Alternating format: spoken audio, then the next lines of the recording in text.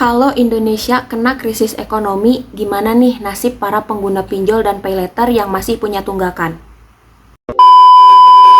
Kalau Indonesia menghadapi krisis ekonomi, maka pengguna paylater dan pengguna pinjol itu akan terdampak paling signifikan. Yang pertama, mereka bakal terdampak secara finansial, kemudian yang kedua secara hukum, dan yang ketiga secara mental. Sebetulnya, tanpa ada krisis ekonomi pun, para pengguna pinjol dan paylater itu memang sudah terkena dampak itu, cuman masih bisa di-handle. Nah, jika terjadi krisis ekonomi, maka mereka itu akan terdampak 2 kali lipat jauh lebih sulit dibanding sebelumnya. Aku bakal mulai dulu dari terdampak terhadap finansialnya. Sebetulnya, tanpa ada krisis ekonomi pun, setiap pengguna pinjol dan paylater secara finansialnya itu jelas pasti akan sudah mulai terganggu ya. Ditambah lagi jika terjadi krisis ekonomi, maka para pengguna pinjol dan paylater ini akan semakin kesulitan untuk melunasi hutang-hutang yang sudah ada sebelumnya. Jadi siklusnya akan terus berputar di situ sehingga semakin sulit keluar dari hutang piutang.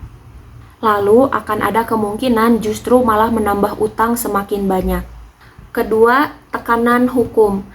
Yang dimaksud tekanan hukum di sini, di mana pinjol dan paylater yang resmi itu bisa melakukan penagihan melalui gugatan hukum. Misalnya, melaporkan ke pihak penegak hukum atau ke pihak keuangan terkait.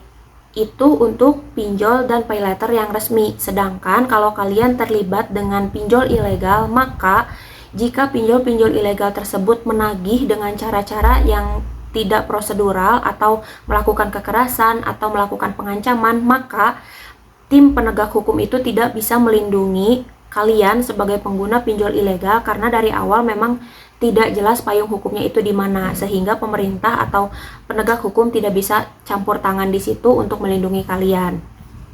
Yang ketiga, tekanan mental. Ya tentu saja ya guys, kalau kalian sudah terjerat hutang, mau ada krisis ataupun enggak, itu jelas kalian itu akan lebih cemas, lebih deg-degan, tidak nyaman tidur, tidak nyenyak tidur, tidak enak makan karena kalian punya beban hutang.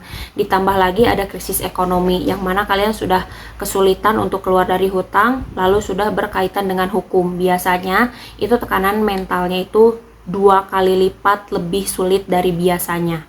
Nah, jika sudah terlanjur terjerat pinjol dan paylater, maka tidak ada salahnya kalian coba untuk merestrukturasi utang kalau bisa, tapi kalau nggak bisa upayakan untuk membayar, atau kalau nggak sanggup untuk membayar ya paling kalian jalan satu-satunya adalah mengasingkan diri dulu atau kabur dulu dari society gitu ya, dari lingkungan kalian, karena untuk mengurangi beban mentalnya supaya lebih bisa berpikir jernih dan mencari solusi atas masalah-masalah yang sudah terjadi.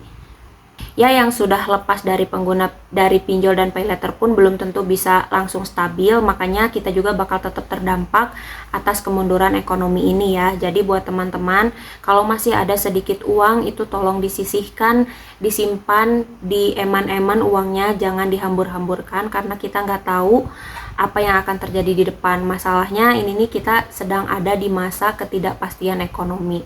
Jadi buat teman-teman semangat terus dan pikirkan dan prioritaskan dulu utang-utang yang memang harus diprioritaskan dibayar.